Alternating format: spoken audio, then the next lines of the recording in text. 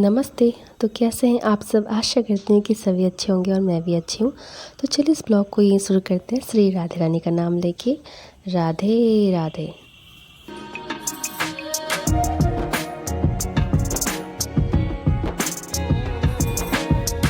तो इधर बना रही हूँ मैं साग और कुकर में आलू परवल की सब्जी है। इधर करेला फ्राई कर लिया है, इसमें चावल है। और एक चीज़ दिखाती हूँ आप। और ये देखो मेरे गैस स्टोव की हालत क्या हुई है। ये सब बनाते बनाते तेल छिटक छिटक के पूरा घसड़ भसड़ मचा दिया रे देवा। अब इसकी क्लीनिंग में मेरी हालत ख़राब होगी, बिना सर्फ के तो ये साफ नहीं होगा। ये देख लो गैस की हालत। और कढ़ाई की देखो ही मत, मुझे ही शर्म आती कढ़ाई दिखाने में, लेकिन क्या करूँ कुछ कर भी तो नहीं सकते हैं। तो ये साग बन रहा है, खाना ऑलमोस्ट डन है, बस ये हो जाए।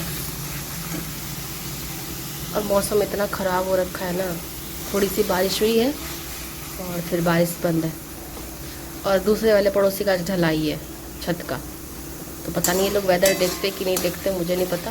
क्या है, भगवान करे ना बरसे, उनका काम ना ख़राब हो जाए। और बहुत मौसम ख़राब है, हवा चल रही है, थोड़ी थोड़ी बारिश हो रही है। खाना ऑलमोस्ट मेरा डन ही है। तो सबसे जो मेन काम होता है ना, साग को बिनना होता है। आप लोग भाजी बोलते हो शायद, बहुत को इसको भाजी बोलते हैं। साग को बिनने में हालत ख़राब हो जाती है। तो खाना मेरा बन गया था, और कभी कभी ना जल्दीबाजी में कोई क्लिप नहीं ले सकते हैं, तो इसलिए मैंने कोई क्लिप नहीं लिया, सीधा खाना बनने के बाद आपसे मिल रही हूँ। वो बोले खाना बन ही गया है और तो मेरे को खाना दे दो, मुझे जाना है। तो मैं उनके लिए पहले खाना निकाल दे रही हूँ। और खाना बनाने के बाद मैं बनाऊँगी अपने लिए एनर्जी ड्रिंक। क्योंकि सुबह सुबह जब हम चाय पीते हैं ना, तो उतनी हड़बड़ में होती नहीं है, तुरंत की लगी रहती है, तुरंत ये करना तुरंत करना, आराम आराम से नहीं पी सकते हैं। एक तरफ खाना चढ़ाते, दूसरी तरफ फिर चाय पियो या फिर खाना ही देख लो। तो खाना वाना बना के किचन की क्लीनिंग करके फिर मैं आराम आराम से मस्त बैठ करके चाय पीती हूँ।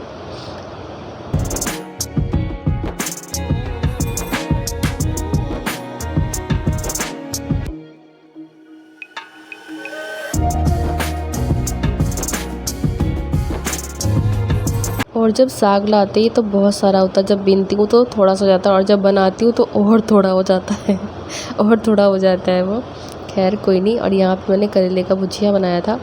तो बहुत कोई बोलते हैं करेले का भुजिया तीता लगता है, तो मैंने इसका भी बताया था कि जब भी करेले का भुजिया बनाओ ना, तो उसको कट करके उसमें नमक थोड़ा सा डाल के मिला के 5 मिनट के लिए 2-3 मिनट के लिए रेस्ट पे छोड़ दीजिए, जिससे करेले का तीतापन जो है ना वो ख़त्म हो जाएगा। तो खाने में मैंने आज बस साग, करेले का भुजिया और सब्जी बनाई थी। और उसके बाद जो मेरी गैस की हालत हुई थी भाई साहब, देखने लायक नहीं थी।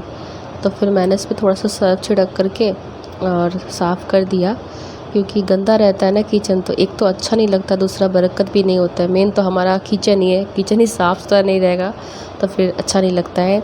और ये सब काम करने के बाद ही मैंने खाना खाया था। वैसे अगर खाना जल्दी भी मेरा बन जाता है ना, तो मैं वही 1-1:30 बजे ही खाना खाती हूँ, क्योंकि मम्मी के साथ खाना खाती हूँ।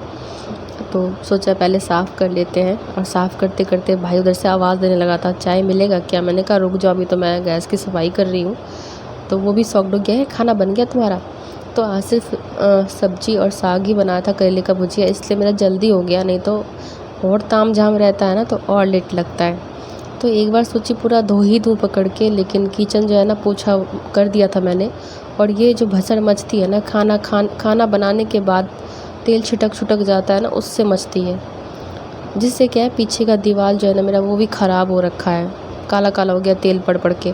तो मैं ना इसके लिए वो मैट, क्या बोलते हैं, मैट तो नहीं बोलते, पता नहीं क्या ही बोलते हैं, वॉलपेपर बोलते हैं ना, पीछे का स्टिकर वॉलपेपर, जो भी बोलते होंगे, मेरे को ठीक से नहीं पता है। तो वो मैंने भाई को बोला कि वो मंगवा दो। तो ये दीवार जो है ना पूरा समतल नहीं है, उबड़ खाबड़ सा है, और थोड़ा ऐसा है थोड़ा वैसा है, मतलब ऐसा वैसा समझो तो समतल नहीं है, बस ऐसा ही कह सकती हूँ मैं।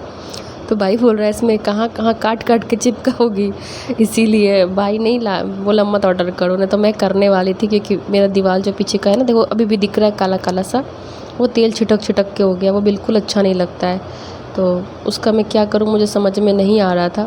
तो एक सिस्टर ने बोला दीदी इसमें आपने स्टिकर चिपका देना। मैंने कहा कोशिश करूँगी। अब भाई बोल रहा है छोड़ दो, रहने दो, कलर करवा देंगे। अब भाई कह रहा है छोड़ दो, इसमें कलर करवा देंगे ना फिर ये सही हो जाएगा। अब ये कलर जो होगा ना उसका मुहूर्त कब बनेगा और कब होगा मुझे नहीं मालूम, ठीक है। वो मैं नहीं जानती कि मेरे भाई का ये जो कलर होगा ना उसका मुहूर्त कब निकलेगा, पतरा कब निकलेगा। वो बस बोल देता है, बाकी कब होगा नहीं होगा वो जाने महादेव। खैर यहाँ पे मेरी गैस स्टोव जो मैंने क्लीन कर लिया था, स्लैब भी पोंछ लिया था, उसका पोंछते पोंछते पूरा उधर तक पोंछ दूँगी लास्ट तक। तो बस इसी तरह मेरा किचन जो है ना साफ़ रहता है। हमेशा हाथ मारते रहो नहीं तो फिर और भसड़ मच जाती है ना। और किचन में घुसने के साथ साफ सुथरा देख करके ना जो सुकून मिलता है भाई साहब वो कहीं नहीं है। हमारा जन बहुत प्यार से ना ये सिंक लगवाया था कि इसमें अच्छा सा टैप टूप लगा के साइड में रखूँगी, लेकिन चूहे महाराज की कृपा है कि हमारे घर में सुख भोग नहीं पाए, सुख नहीं भोग सकते हैं। एक तो 75 मेरे को हाथ धोने की बीमारी सोच लो है तो, और यहाँ पे सिंक इसलिए भी नहीं डाला कि अगर लगा दूँगी तो फिर जूठा उठा तो इधर हम धोने नहीं देंगे, क्योंकि बगल में आटे का डिब्बा, चावल का पता नहीं डिब्बा, ये वो चीनी वगैरह सब कुछ रहता है। तो भाई ने कहा एक तो चूहा रहने नहीं देगा, पाइप ही काट देगा, और दूसरी बात है क्या यहाँ पे धोगी तो फिर मान लो तुम नहीं धोगी और कोई जूठा धो देगा, पूरा डब्बा में पड़ेगा ये वो। मैंने कहा ये भी बात ये सही बोल रहा है, क्योंकि लगा दूँगी ना तो फिर कोई समझेगा नहीं इस बात को, और अगर कोई समझ भी गया ना तो भाई सब चूहे महाराज नहीं समझेंगे। यही बहुत बड़ा सियापा है। आरओ ला करके रखा हुआ है, भैया हर बार आता हर बार कहता आरओ टांगो आरओ टांगो, और ठीक है। और यहाँ पे भाई को बोला कि टैप के ये जो है ना बेसिन इसके ऊपर तो टंग दो, बोलता नहीं चूहा पाइप तोड़ खा जाएगा, ये चबा जाएगा। टांगने की बात कहाँ हो रही है, जहाँ पे हमारा हैंड पंप है ना वहाँ पे। मैंने कहा वो अरे बाबा पानी लेने के लिए वहाँ जाना पड़ेगा। वो भी अभी तक भाई साहब मुहूर्त नहीं आया है। भैया इसमें 2 बार आ चुका है, लेकिन देखता है आरओ टेबल पे ही पड़ा हुआ है भाई के रूम में। वो कभी कोई मम्मी से पूछता भी है कि वो जो आरओ लटकाने के लिए बोला था भाई ने किया क्या, मम्मी कहती नहीं अभी वो टेबल पे पड़ा हुआ है। मतलब इतना ढीला ढाला भाई मेरा है ना, क्या ही बोलूँ। मेन बात है दिन भर वो भी गेम में लगा रहता है, उसको भी एडिटिंग फिडिटिंग रहती है, लेकिन हम लोग काम करके सबको खाना पीना खिला के फिर अपने लिए जो समय बचता है उसमें मैनेज करते हैं। लेकिन इसका उल्टा ही सीन है। खैर इसका थोड़ा ज़्यादा टफ़ है क्योंकि इसको खेलना पड़ता है, फिर जाके एडिट करनी होती है, क्या ही बोल सकते हैं। तो फिर यहाँ पे मैं ना पलंग को धो रही थी, तो एक सिस्टर ने बोला अरे सिस्टर पलंग को मत पोछा करो इतना सड़ जाएगा। मैंने कहा भले ही सड़ जाए बहन, टूटेगा तो फिर मेरे को किचन में जगह मिलेगा तो मैं टेबल और चेयर 4 लगा लूँगी। इतना ना एक पलंग यहाँ लगा हुआ है, एक आगे जो बरामदा है ना वहाँ पे एक स्टील का पलंग रखा, वो भी न्यू है, और उसके नीचे जो उसके पैर होते हैं ना उसमें रबड़ लगाते हैं, नए का ही न चूहे ने कुतर दिया है, मतलब काट दिया है पूरे से, मैं क्या बोलूँ। और गैस की क्लीनिंग जैसे कि उधर से आवाज़ आता है दीदी चाय मिलेगा क्या, मैंने कहा हाँ हाँ ज़रूर मिलेगा, ऐसा मैं भी पीऊँगी क्योंकि सारा काम वहाँ मेरा हो चुका है, तो चाय तो मैं भी पीऊँगी, क्योंकि सारा काम निपटाने के बाद चाय पीने का बात ही अलग होता है। और ऐसे ना डांट तो पड़ती मुझे क्योंकि वो खाना खा के चले गए हैं, इसलिए मैं आराम से बैठ के पीऊँगी, और नहीं तो मुझे ना चोर की तरह चाय पीनी होती है। क्या करूँगी, आदत सी हो गई है ना 2 टाइम चाय, 2 या 3 टाइम चाय पीने की। एक बार जब मैं ब्रश व्रश करती हूँ उसके बाद चाहिए, ताकि किचन का सारा काम कर सकूँ जो भी है। उसके बाद नहा के आती हूँ तब एक बार पी लेती हूँ। और कभी कभी भाई अगर बोल दिया दीदी बनेगा क्या, हाँ तब उसके लिए हाँ थोड़ा ही लेती हूँ, लेकिन हाँ लेती ज़रूर हूँ, पीती ज़रूर हूँ।